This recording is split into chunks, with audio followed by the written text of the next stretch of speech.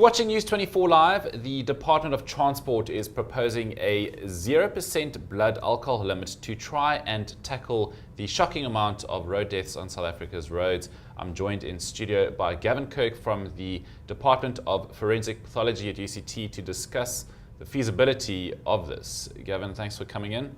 It's a pleasure. So a 0% blood alcohol limit, that's absolutely no alcohol. And I mean, as we know, that alcohol is in cough medicine, it's in fermented fruit. I mean, now how do you implement something like this? Right, well, that is a major problem. The proposed legislation would make an offence for any driver to have any alcohol in a specimen from their body. And as you say, alcohol is present in all sorts of things that we think of as non-alcoholic beverages, like some medicines. We also each produce alcohol within our own bodies. We have microorganisms that live happily in our guts and produce alcohol in very small amounts, but nevertheless, theoretically it would be impossible to have zero alcohol in your blood because it's a naturally produced substance. Where we sit in the current legislation is that the limit for so-called ordinary drivers, non-professional drivers, is 0.05 grams of alcohol per 100 milliliters of blood. Now they're proposing to bring that down to zero, and it's not only is it impractical, but also it's not based on any evidence that this will do anything to reduce road traffic collisions. So the current limit, you say 0.05, put that into units for us. What is that? Okay, that's difficult to give an exact amount because there's so many variables.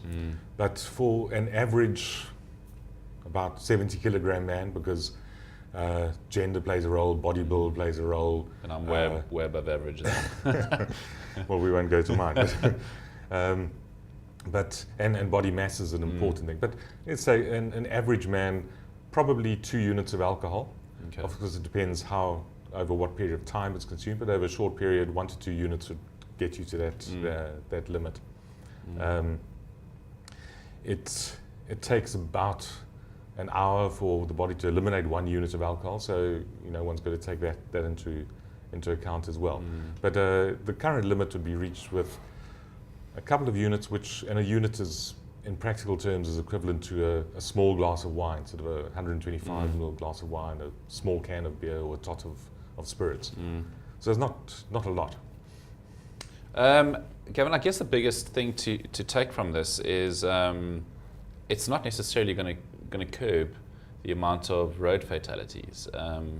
Surely the Department of Transport realizes that 0%. I mean, it just isn't realistic. I mean, why are they not trying to tackle this in a different manner?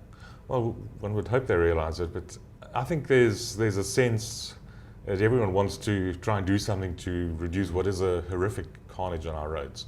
A significant percentage of which is alcohol related. Of course, there are other causes as well.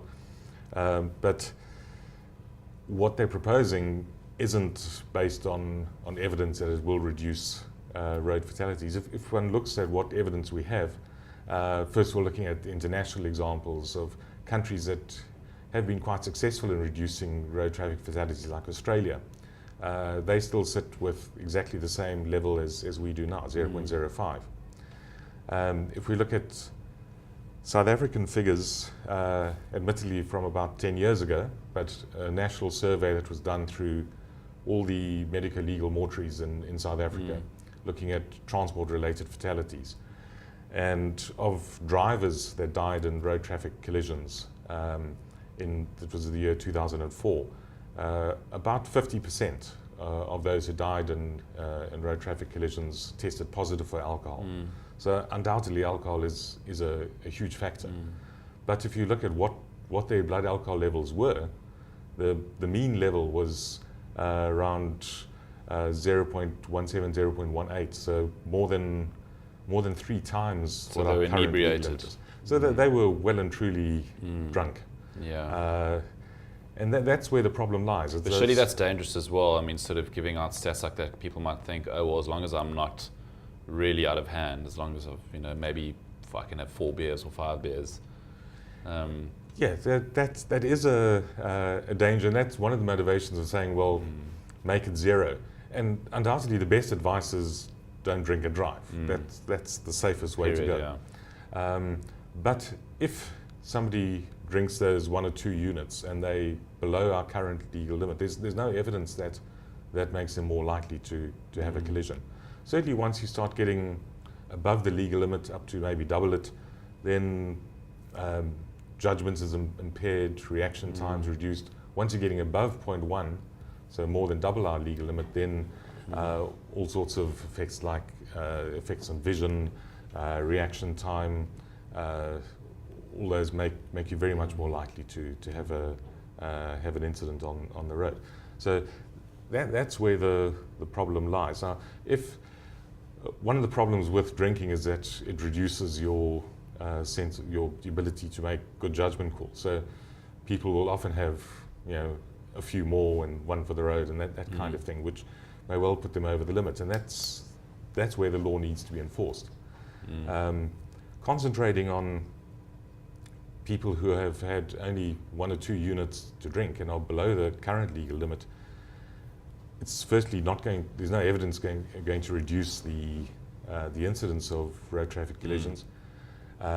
It'll increase the burden of testing on our national forensic chemistry laboratories, which already can't cope with what they're doing, with the justice system, prosecution. So it opens all sorts of problems in enforcement. Whereas really we need to be concentrating on enforcing the law as it is, which is a perfectly good law.